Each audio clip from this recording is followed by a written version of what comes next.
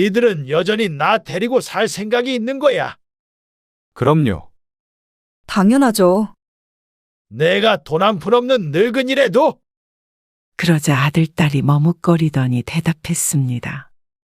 당연한 걸 물으세요? 돈 없어도 아버지는 아버지죠. 아버지가 물었습니다. 그래? 그럼 니들 중에 누가 나 데리고 살래? 제가요.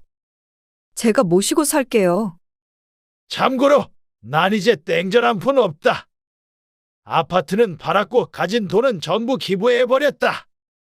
그게 무슨 말씀이세요? 농담하시는 거죠? 농담할 만큼 기분이 좋은 줄 아냐? 내 전 재산 다 기부했다. 그래서 빈털터리인데 너희 둘 중에 누가 나 데리고 살 거냐? 어떻게 그러실 수가 있으세요? 뭐가? 내 재산 내가 마음대로 했다는데 왜들 그리 놀라? 남한테 줘버릴 만큼 저희가 아버지한테 아무것도 아니에요. 어떻게 자기 자식을 나 몰라라 하세요? 나 몰라라 하다니 나는 너희한테 최선을 다했어. 남들보다 더하면 더했지 절대 부족하게 준 적 없다. 그래서 너희 둘 다 먹고 살 만큼 살잖냐? 남줄 바에는 그냥 저희 주셨으면 됐잖아요. 뭐가 그렇게 마음에 안 드셨는데요? 제가 아빠한테 못한 게 뭐예요? 이야기 속 주인공 할아버지는 올해 80세가 된 공영배 씨입니다. 그리고 그런 아버지에게 소리치고 있는 아들은 52세 공상현이고 딸은 47세 공미영입니다. 대화처럼 공 씨는 자신이 무덤에 들어가기 전까지 쓸 생활비, 병원비 정도만 남겨놓은 채로 나머지는 전부 기부해버렸습니다. 대단히 큰 부자라고 할 수는 없었지만 평생 성실히 모은 재산과 몇 년 전 아내가 남기고 간 목숨값을 합친다면 적지 않은 돈이었습니다. 그러니 자식들이 눈에 불을 켜고 달려들었겠죠. 나이 80 먹고 그 돈을 다 쓰고 죽을 재주는 없기에 당연히 자식들에게 물려줄 생각이었지만 그건 얼마 전까지의 이야기입니다.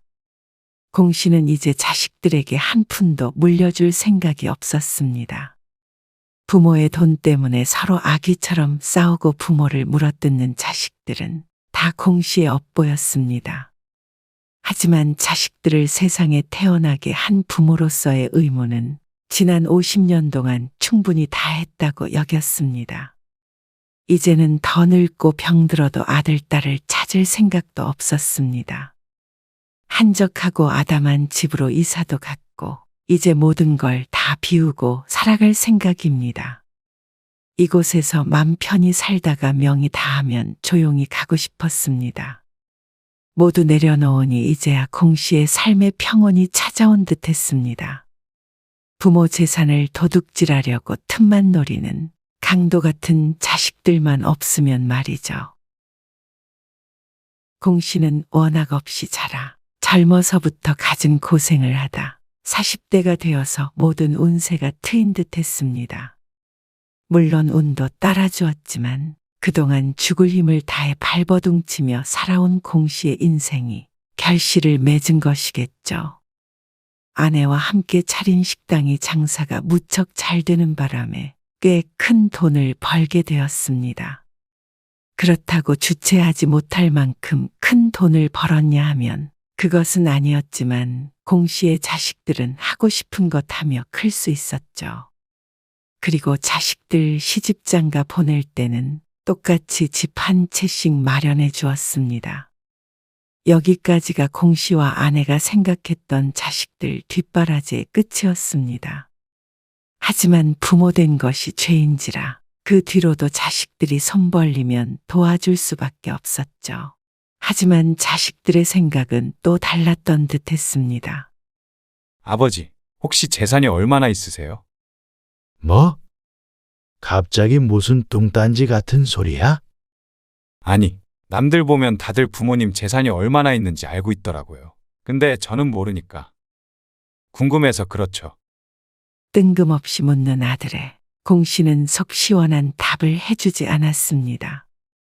네가 그걸 알아서 뭐하게?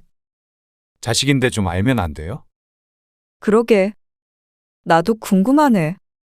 옆에 있던 딸까지 합세했습니다. 갑자기 밥을 먹자며 찾아온 아들 상현과 딸 미영.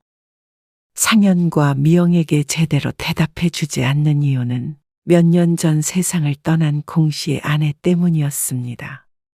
암으로 세상을 뜨기 전 아내는 공 씨에게 말했습니다. 보험금이든 가게를 처분한 돈이든 어떤 재산도 당신이 죽기 전까진 자식들에게 미리 물려주지 말아라. 유언과도 같은 말에 공 씨가 의아해했지만 아내는 부모가 공경받기 위해서는 인품보다도 돈이 중요하다고 주장했습니다. 그 당시에는 드라마를 너무 많이 본 것이 아니냐며 웃었지만 그 말이 100번 옳았음을 공 씨는 뒤늦게 깨닫게 되었죠. 공 씨가 살면서 가장 잘한 것이 있다면 그때 아내의 말을 들은 것이라고 할 수 있었습니다. 엄마 돌아가신 다음에 보험금이 얼만지도 안 알려주고 우리가 뭐 그 돈 뺏어가나? 서운해요, 아빠. 딸이 퉁퉁거리며 말했지만 공 씨는 그저 웃을 뿐이었습니다. 그렇다고 내가 너희 한 푼도 안 줬냐? 상현이 너 지난번에 사업한다고 돈 가져갔고 미영이 너는 박서방 회사 나온다고 돈 가져갔잖냐? 말 그대로였습니다. 공 씨가 아내 말을 듣고 자식에게 재산을 물려주진 않았지만 매정한 아버지는 아니었습니다. 도움이 필요할 때는 손길을 내밀기도 했으니 말이죠. 가게 정리한 돈도 꽤 될 것 같은데. 아내가 아프면서 식당을 정리했는데 아들은 그것조차 궁금한 듯했습니다. 뭐가 그렇게 궁금해? 나 죽으면 다 알게 될 건데. 정 궁금하면 빨리 가버리랴. 에이, 그냥 궁금해서 여쭤본 거 가지고 무서운 말씀을 하세요. 오빠는 괜히 그런 걸 물어봐가지고. 너도 궁금하다고 했으면서 내 탓이냐? 그리고 나중에 아버지 편찮으시기라도 하면 내가 모실 건데 그 정도 알고 있어도 되는 거 아냐? 뭐? 왜 아빠를 오빠가 모셔? 의도가 불순하다. 의도. 효심이다, 효심. 효심 다 얼어 죽었네. 새언니가 잘도 아빠 모신다고 하겠다.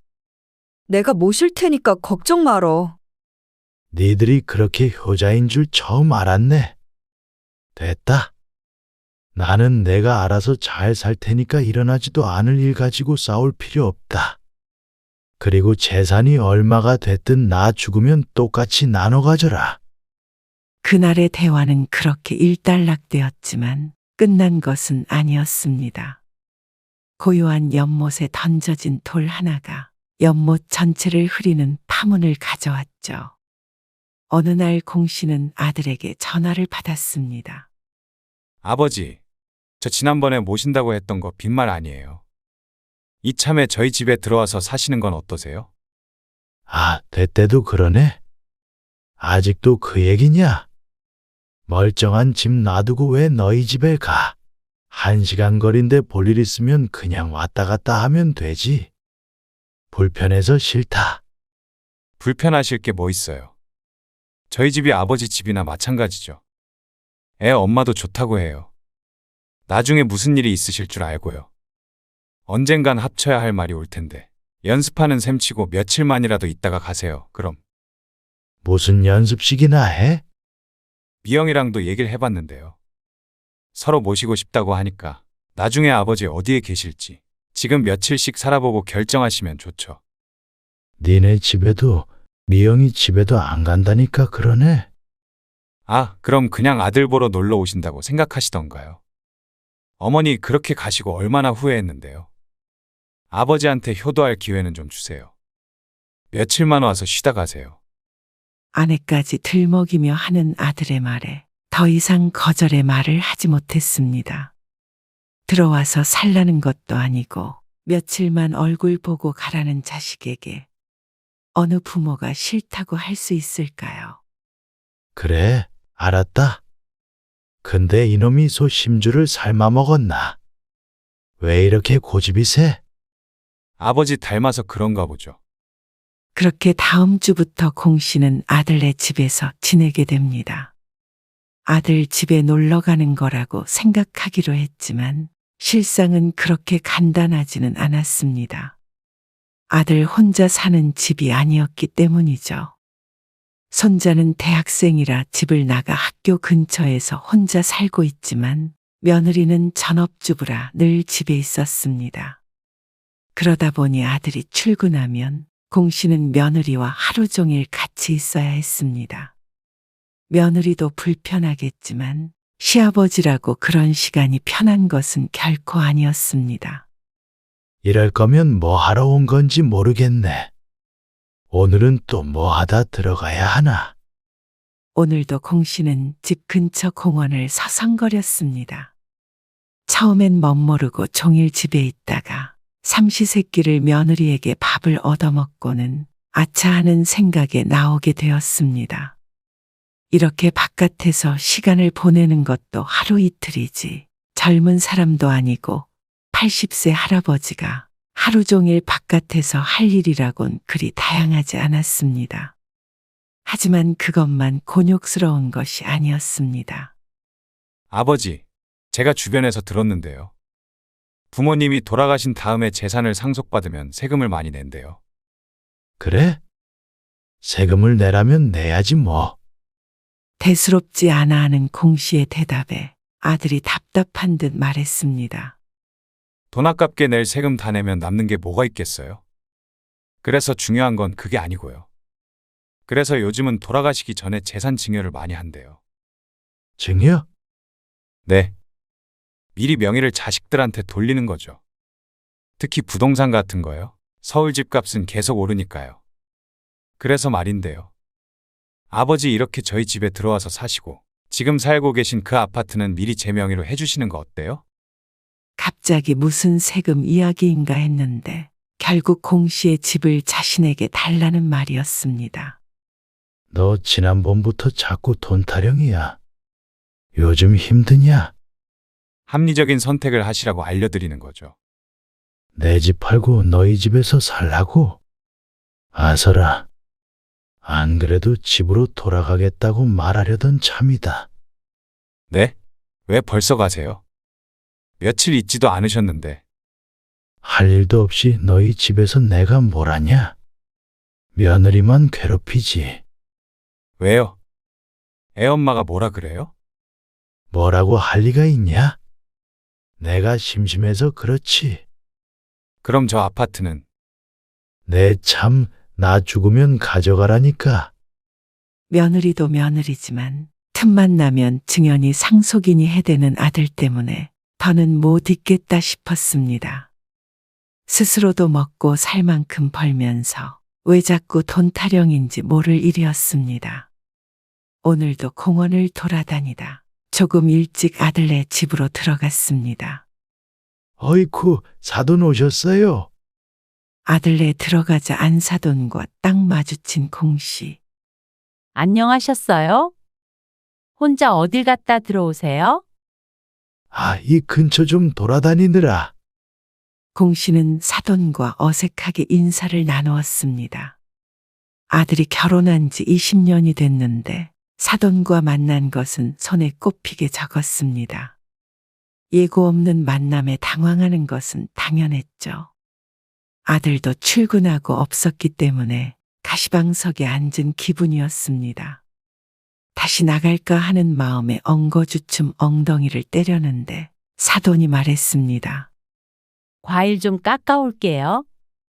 공씨도 덩달아 일어나려 하자 사돈이 친절하게 말했습니다. 아이, 앉아 계셔요. 자불안석이 된 공씨가 부엌에 간 사돈과 며느리를 힐끔거렸습니다. 시계를 보아도 아들이 퇴근할 시간은 한참이 남은 상태였습니다. 못난 딸 시집 보내고 그동안 인사도 제대로 못했네요. 아니, 아닙니다. 우리 며느리 아주 훌륭하죠. 앞으로도 잘 부탁드려요. 연신 인사하는 사돈 때문에 공씨는 더 불편한 기분이 되었습니다. 설상가상으로 자고 간다는 안사돈의 말에 공 씨는 당장 짐을 싸는 것은 안사돈에게 실례일 수 있으니 내일이라도 돌아가기로 마음먹었습니다. 아이고, 피곤하다. 일찍 자러 가봐야겠다. 벌써 주무시게요? 그래. 쉬어라. 사돈도 쉬세요. 아, 네. 아들, 며느리, 안사돈과 함께 저녁을 먹은 공 씨는 이른 저녁에 방에 틀어박혔습니다. 공 씨 자신이 유별난 것인지 모르겠지만 아들도 며느리도 사돈도 모두 불편해서 하루빨리 집으로 돌아가고 싶은 마음뿐이었습니다. 너무 이른 저녁 잠자리에 누워서 그런지 공 씨는 설핏 잠에 들었다 깼습니다. 시계를 보니 아직 자정이었습니다. 화장실이라도 갔다 오려고 문을 열었는데 거실에서 들려오는 목소리에 발걸음을 멈췄습니다. 사돈과 며느리가 대화 중인 듯 했는데 괜히 나가서 또 민망해질까봐 망설여졌습니다. 아이고, 참아야겠다. 다시 문을 닫으려 하는데 자신에 대해 얘기하는 소리가 들려왔습니다. 네 시아버지는 언제까지 계신대니? 몰라. 올해는 안 계신다는데. 시누이 집에도 가신다니까.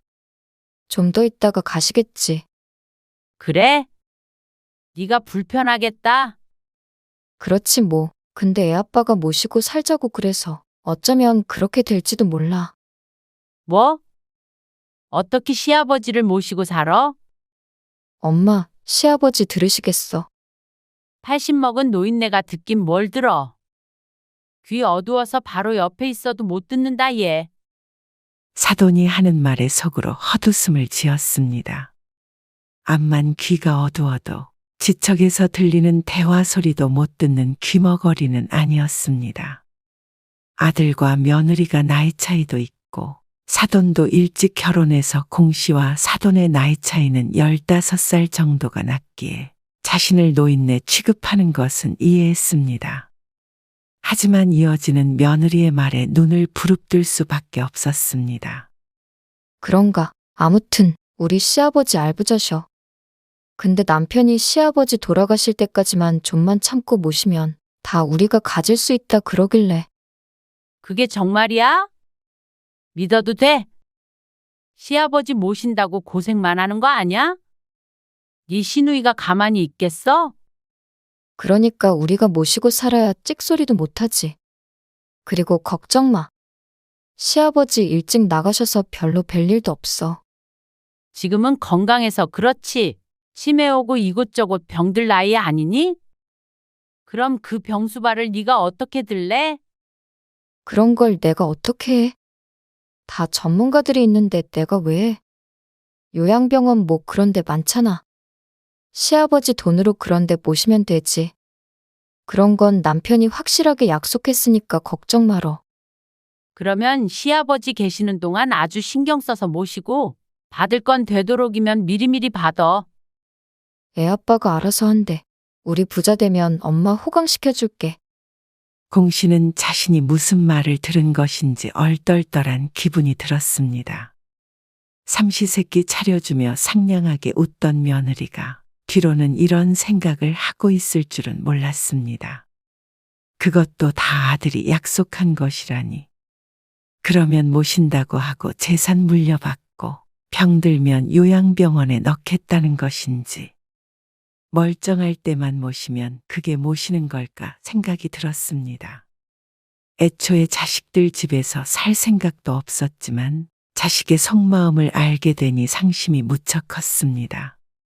충격이 커 다음날 사돈이 집에서 나가기도 전에 집을 나섰습니다. 아버지, 갑자기 왜 그렇게 가버리세요?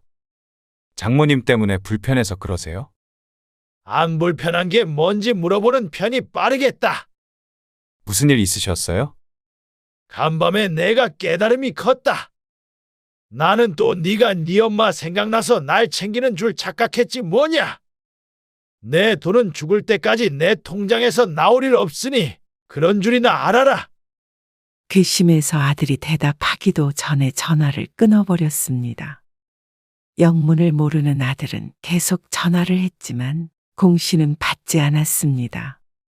그렇게 집으로 돌아가려는데 이번엔 딸에게서 전화가 왔습니다.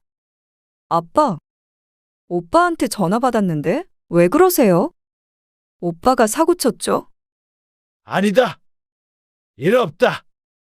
괜히 딸에게도 대답이 퉁명스럽게 나갔습니다. 당연히 오빠가 잘못했겠죠. 우리 아빠 속상하셨겠네? 그럼 우리 집으로 오시는 거죠? 살갑게 말을 붙이는 딸에게 공 씨가 말했습니다. 난 그냥 집으로 가련다. 그리고 너희 둘 다 앞으로 나 모신다느니 그런 말 말아라. 각자 잘 살자. 왜 그렇게 매정하게 말하세요? 나는 아무 잘못도 안 했는데. 난 그냥 아빠 보고 싶어서 그런 거지. 그러자 공 씨도 화가 조금 누그러지는 듯 했습니다. 그래. 딸이 무슨 죄냐 싶었습니다. 그래도 딸이라 어릴 때부터 아들보다 더 예뻐했더니 아버지에게 살가웠습니다.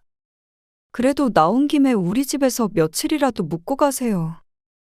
박서방도 기다리고 애도 할아버지 온다고 좋아했단 말이에요. 오빠 때문에 나랑 한 약속도 안 지키게요? 마음 약해진 공 씨는 고개를 끄덕일 수밖에 없었습니다. 그럼 딱 3일만 있다 가마. 아이고, 알겠어요. 지금 오빠네 계세요? 지금 모시러 갈게요. 그렇게 딸이 공 씨를 데리고 집으로 갔습니다. 딸의 집은 아들네보다는 편했습니다. 고등학생인 손녀도 학교에 가고 딸이 맞벌이를 하기 때문에 낮 동안에는 공 씨 혼자 집을 지켰습니다. 할 일은 없었어도 혼자 있는 시간이 오히려 더 좋았습니다. 아빠, 오늘 연주회 보러 같이 가요. 손녀딸이 피아노를 치는데 그 때문에 딸네 가족은 연주회를 자주 보러 다닌다고 말했습니다. 하루 종일 심심하셨을 텐데 저녁엔 저희랑 같이 시간 보내요. 살뜰하게 자신을 챙기는 딸이 고마웠습니다. 아들 집에서 험한 꼴을 보니 딸이 천사처럼 보였죠. 공연장에 가보는 것은 처음이고 관심도 별로 없지만 그래도 딸과 사위, 손녀가 어떻게 사는지 궁금하기도 하고 죽기 전에 새로운 경험도 이것저것 해보면 좋지 않겠나 싶었습니다. 저희 일 끝나면 바로 만나서 갈 건데 아빠는 택시 타고 오세요. 제가 어디로 오실지 종이에 적어 드릴게요. 택시기사한테 그리로 데려가 달라고만 하면 되냐? 네. 정문에서 내려서 들어오시면 돼요. 알았다. 연주회 시간이 가까워지자 공 씨가 아파트 앞에서 택시를 타려고 기다렸습니다. 한참을 기다려도 오지 않는 택시에 공 씨가 발을 동동 굴렀습니다. 공연 시작 시간이 다 되어가자 딸에게 전화가 왔는데 그때 마침 택시가 도착했습니다. 아빠, 지금 시작하려고 하는데 먼저 들어가 있을게요. 그럼. 알았다. 금방 가마. 그렇게 전화를 끊고 택시 기사에게 말했습니다. 삼성 아트센터로 가주세요. 그러자 택시는 한참을 달렸습니다. 분명히 멀지 않은 곳에 있다고 했는데 30분은 좋게 걸린 듯 했습니다. 기사 양반, 우리 딸이 집에서 10분밖에 안 걸린댔는데 왜 그렇게 돌아가는 거예요? 이게 삼성 아트센터 가는 제일 빠른 길이에요. 아니, 출발한 지 20분도 넘었잖아요. 택시기사랑 실랑이를 하다가 답답해서 딸에게 전화를 걸었지만 전화기는 꺼져 있었습니다. 여기 우리 딸이 써줬는데 어디로 오라고? 쪽지를 택시기사에게 내밀자 짜증스러운 대답이 돌아왔습니다. 할아버지, 삼성아트센터가 아니라 성심아트센터잖아요. 그건 진작 지났죠? 공씨의 실수였습니다. 기사를 타박했던 것을 사과했고 택시는 방향을 돌렸지만 이미 시간은 한참 지나가 있었습니다. 공연장에 도착하자 딸에게 다시 전화가 걸려왔습니다. 아빠, 일부 공연 끝났는데 도대체 어디 계세요? 아, 장소를 헷갈리는 바람에 내가 어디로 가면 되냐? 딸이 설명했지만 넓은 공연장 길을 쉽게 찾을 수는 없었습니다. 아빠, 쉬는 시간 끝날 것 같은데? 그러면 못 들어오신단 말이에요. 주변에 물어서 찾아오세요. 이게 어디가 어딘지 모르겠는데. 네가 나 좀 데리러 나오면 되잖냐? 금방 시작한단 말이에요. 아니면 그 앞에 의자 있으니까 거기서 좀 앉아서 기다리세요. 1시간만 더 하면 끝나요. 뭐?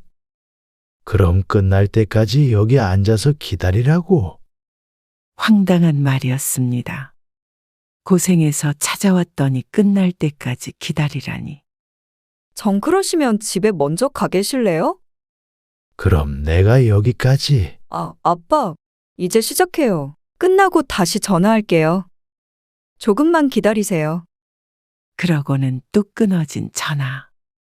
손녀딸이 직접 연주하는 것도 아니고 남이 연주하는 공연을 1시간 더 보는 것이 중요한지, 혼자 밖에서 1시간 동안 기다려야 하는 부모가 중요한지, 묻지 않아도 대답을 들은 기분이었습니다.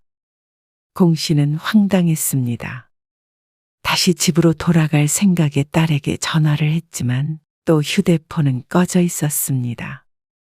혼자 딸네 집에 찾아갈 자신도 없었던 공 씨는 결국 앉아서 공연이 끝나길 기다리는 수밖에 없었습니다. 공연이 끝나고 빠져나오는 수많은 사람들 틈에서 딸이 공 씨를 불렀습니다. 아빠, 왜 이렇게 늦게 오셨어요? 아니, 오는 길에 헤매서 그랬지. 그러면 전화를 하시지. 네가 자꾸 전화기를 꺼놨잖냐? 공연 때문에. 이미 공 씨는 기분이 상해 있었습니다. 딸은 외식을 하고 들어가자며 공 씨를 데리고 식당에 갔습니다. 식사를 하며 딸은 눈치 없이 공 씨에게 자꾸 말을 걸었습니다. 아빠, 공연 못 봐서 서운하셨구나. 다음에 보면 되죠. 모시고 갈게요. 됐다. 안 봐도 돼. 그러면 나중에 우리 딸 피아니스트 되면 그때 보러 오세요. 그러자 가만히 밥을 먹고 있던 손녀딸이 부르퉁하게 말했습니다. 내가 어떻게 피아니스트가 돼? 아주 어려서부터 피아노를 배웠고 당연히 피아니스트가 될 것이라고 생각했던 손녀딸이 그렇게 말하자 공 씨는 의아해했습니다. 그게 무슨 말이야? 네가 피아니스트가 왜 못 돼? 유학도 안 보내주면서 무슨 손녀딸의 말에 미영이 머리를 짚었습니다. 또 그 얘기야? 이번에 선아도 독일 갔어. 보아하니 손녀딸이 유학을 보내달라고 조르는 듯 했습니다. 너희 할아버지 계신 김에 한번 말씀드려 보던가. 갑자기 공 씨에게로 돌려진 화살의 공 씨가 어리둥절해했습니다. 할아버지 부자야. 유학 보내달라고 해. 딸이 하는 황당한 말에 공 씨가 헛웃음을 짓고 있었는데 손녀가 말했습니다. 할아버지, 나 유학 보내줘. 다른 애들 다 간단 말이야. 할애비가 어떻게 보내줘? 아빠가 우리 딸 유학 좀 보내줘요. 그 돈 다 어디다 써요? 손녀한테 투자하면 좋지. 사위도 말리지 않는 것을 보니 딸과 어떤 이야기가 오간 듯도 보였습니다. 안 그래도 그 말씀드리려고 했어요. 아빠 저희랑 지내는 거 별로 안 불편하시죠? 아빠는 저희가 모시고 살 테니까 저 물려주실 재산 미리 좀 주세요. 꼭 아들 상현과 둘이 짠 듯이 똑같은 말을 하는 딸 미영. 니들은 도대체 나한테 돈 맡겨놨냐? 그리고 나 데리고 사는 게 뭐 그리 대단하고 괴로운 일이길래 내가 돈까지 줘가면서 너희한테 날 맡겨야 하냐? 혼자 잘 사고 있는 애비를 이리 와라 저리 가라. 모시네 못 모시네. 미영이 넌 안 그런 줄 알았더니 네 오빠랑 하는 짓이 똑같냐? 뭐? 오빠도 돈 달래요? 아주 음흉하네. 거봐요. 나 없는 데서 아빠 돈 빼가려고. 됐다. 그만해라. 너희 둘이 똑같아. 아빠 진짜 서운해요. 지난번에 오빠 사업자금 대줬잖아요. 나는 너도 박서방 사업한다고 해서 돈 줬잖아. 오빠보다 덜 준 거 알아요. 덜 주긴. 너 이사 간다고 했을 때 돈 보탠 건 잊었냐? 그러자 꿀먹은 벙어리가 된 딸. 그건 그거고요. 아빠는 그 돈 다 짊어지고 가시게요? 왜 그렇게 짜게 구세요? 또다시 입을 벌려 따지려 하자 공씨가 말을 막았습니다. 됐다. 이놈도 돈, 저놈도 돈. 지겹다, 지겨워. 니네 앞가림은 너희가 알아서 해. 찢어지게 가난한 것도 아니고 있는 놈들이 더하다는 말이 딱 너희 보고 하는 말이다. 그냥 나는 내 집으로 가련다. 식사 자리에서 일어나 버리고 식당을 나왔습니다. 딸내 있는 옷가지들은 있어도 그만, 없어도 그만이었습니다. 그대로 택시를 타고 자신의 집으로 돌아온 공 씨는 아들, 딸 전화도 받지 않고 집에만 있었습니다. 자신의 돈을 호시탐탐 노리고 있는 아들, 딸을 보니 식욕도 사라지는 기분이었습니다. 웬일로 보고 싶다, 모시고 살고 싶다 하더니 그게 다 돈 때문이라고 생각하면 속에서 천불이 나는 듯 했습니다.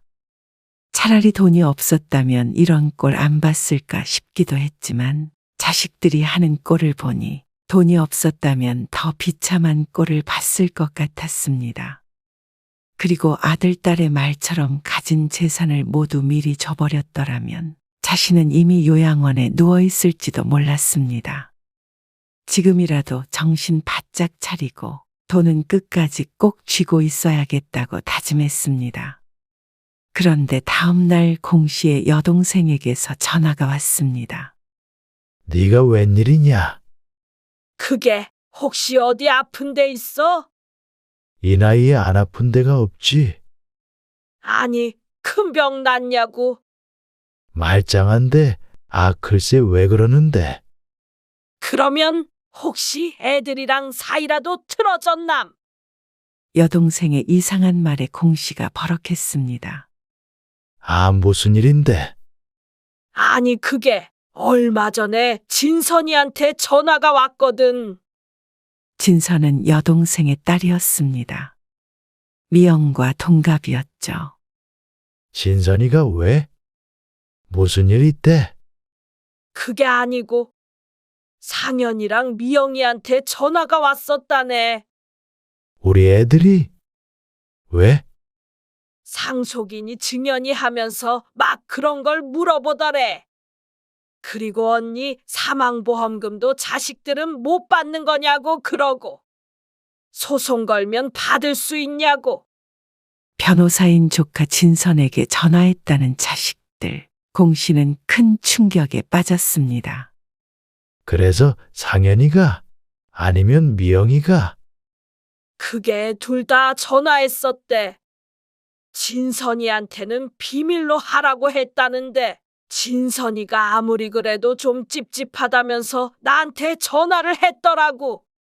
나도 오빠한테 말할까 말까 하다가 그래도 알고는 있어야 할 것 같아서. 공 씨는 전화기를 툭 떨구었습니다. 동생이 뭐라 말하는 소리가 들렸지만 다시 휴대폰을 집어들 힘도 없었습니다. 아무리 돈이 좋다지만 어떻게 부모 뒤에서 이런 일을, 그것도 남도 아닌 친척한테 그럴 수가 있는지. 이게 자식이 맞나? 칼만 안 들었지 강도가 아닌가. 이 집을 어떻게 털어갈지 고민하는 강도들인 듯 했습니다. 그것도 참 멍청한 강도들이었죠. 그리고 그날 이후로 공 씨는 아들, 딸과 일절 연락하지 않았습니다. 휴대폰 번호도 바꿔버렸고 그렇게 아들이 달라고 노래를 불렀던 아파트도 싼값에 팔아버렸습니다. 그리고 나서 공 씨의 고향으로 내려갔습니다. 어차피 이제 일을 하는 것도 아니고 자식들이 보고 싶은 것도 아니고 더 이상 서울에 있을 이유도 없었으니 말이죠. 작은 텃밭 하나 딸린 하다만 단독주택을 하나 샀습니다. 그러니 통장에는 아들, 딸이 탐낼 만한 만큼의 돈이 쌓여 있었죠. 이 돈으로 죽을 때까지 놀고 먹어야겠다. 심심하면 여행 가고, 먹고 싶은 것 먹고, 아프면 여행 가고. 그렇게 써도 평생 아끼며 살아온 노인네는 다 쓰지도 못할 돈이었습니다. 몇 날 며칠 생각에 잠겨 있던 공 씨가 마침내 집 밖을 나섰습니다. 그리고 얼마 뒤 어떻게 알았는지 아들, 딸이 찾아왔습니다. 아빠! 어떻게 말도 없이 이러실 수가 있으세요? 네 고모가 말해줬냐? 그게 중요한 게 아니잖아요. 그날 그렇게 화내면서 가버리시면 제가 뭐가 돼요? 애 아빠도 그렇고 애도 보고 있는데. 그래? 할 말이 그것밖에 없는 모양이다. 넌 좀 가만히 있어. 아버지, 혹시 아파트 달라고 한 것 때문이면 미리 안 주셔도 돼요. 기다렸다가 받으면 되죠. 뭘 기다려? 나 죽기를 기다렸다가 아주 콱 죽어버리라고 고사를 지내지 그러냐? 그런 말이 아니잖아요. 왜 그렇게 꼬아서 들으세요? 그리고 자식이 부모한테 재산 좀 달라고 할 수 있는 거 아니에요? 그렇다고 이렇게 말도 없이 이사까지 하세요. 아직도 정신을 못 차리는 아들이었습니다. 그리고 딸도 크게 다르지 않았죠. 우리 못 찾게 하려고 여기에 숨으신 거예요? 그래, 맞다. 근데 왜 찾아왔냐? 왜 이런 일 가지고 삐지세요? 딸도 여전히 뭐가 문제인지도 모르고 있었습니다. 니들은 여전히 나 데리고 살 생각이 있는 거야. 그럼요. 당연하죠. 내가 돈 한 푼 없는 늙은이라도 그러자 아들, 딸이 머뭇거리더니 대답했습니다. 당연한 걸 물으세요? 돈 없어도 아버지는 아버지죠. 공 씨가 물었습니다. 그래? 그럼 니들 중에 누가 나 데리고 살래? 제가요. 제가 모시고 살게요. 참고로 난 이제 땡전 한 푼 없다. 공 씨의 폭탄과도 같은 선언에 아들과 딸 모두 벙찐 표정을 지었습니다. 그게 무슨 말씀이세요? 말 그대로야. 아파트는 팔았고 가진 돈은 전부 기부해버렸다. 농담하시는 거죠? 농담할 만큼 기분이 좋은 줄 아냐? 내 전 재산 다 기부했다. 그래서 빈털터리인데 너희 둘 중에 누가 나 데리고 살 거니? 그러자 아들과 딸은 대답하지 못하고 서로만 쳐다보았습니다. 이내 정신을 차린 아들이 말했습니다. 어떻게 그러실 수가 있으세요? 뭐가? 내 재산 내가 마음대로 했다는데 왜들 그리 놀라? 내가 앞으로 살면 얼마나 사냐? 미영이 네 말대로 그 돈 다 짊어지고 갈 것도 아니고 그래서 필요한 사람들한테 쓰라고 줬지. 어떻게 그게 아빠만의 재산이에요? 엄마 보험금도 다 아빠가 가져갔잖아요. 그건 네 엄마가 원해서 그랬던 거였는데 이제 보니까 너희 엄마가 얼마나 현명했는지 알겠다. 남한테 줄 만큼 저희가 아버지한테 아무것도 아니에요? 어떻게 자기 자식은 나 몰라라 하세요? 나 몰라라 하다니 나는 너희한테 최선을 다했어. 남들보다 더하면 더했지 절대 부족하게 준 적 없다. 그래서 너희 둘 다 먹고 살 만큼 살잖냐? 남줄 바에는 그냥 저희 주셨으면 됐잖아요. 뭐가 그렇게 마음에 안 드셨는데요? 제가 아버지한테 못한 게 뭐예요? 그걸 내 입으로 말하면 더 비참하지 않냐? 나중에 너희도 깨닫겠지. 내가 왜 이랬는지. 진짜로 그 돈을 다 기부해버렸을 리는 없겠죠. 아빠 화 풀릴 때까지 기다릴게요. 돈 달라 그러는 게 싫으시면 다시는 그런 소리 안 할게요. 신경 끄고 살길 원하시면 안 찾아오고요. 그러자 공 씨는 웃었습니다. 아들과 딸은 씩씩거리며 일단 돌아간다 말했고 공 씨는 다시는 아들, 딸에게 문을 열어줄 생각이 없었습니다.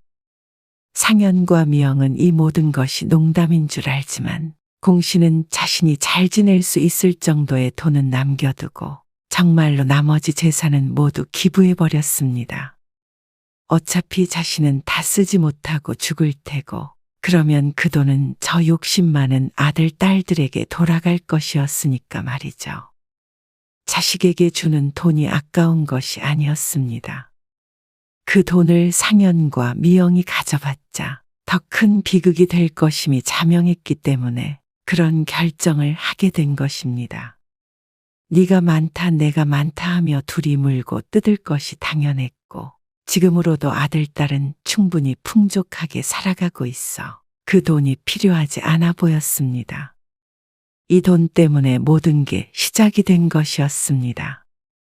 상현과 미영도 이 돈이 아니었다면 평범하게 지냈을지도 모르죠. 아니, 자신들이 희생하더라도 모든 걸 풍족하게 주며 키운 자신과 아내의 탓인지도 몰랐습니다. 어쨌거나 공 씨는 아주 후련해졌습니다. 그리고 동시에 슬프기도 했습니다.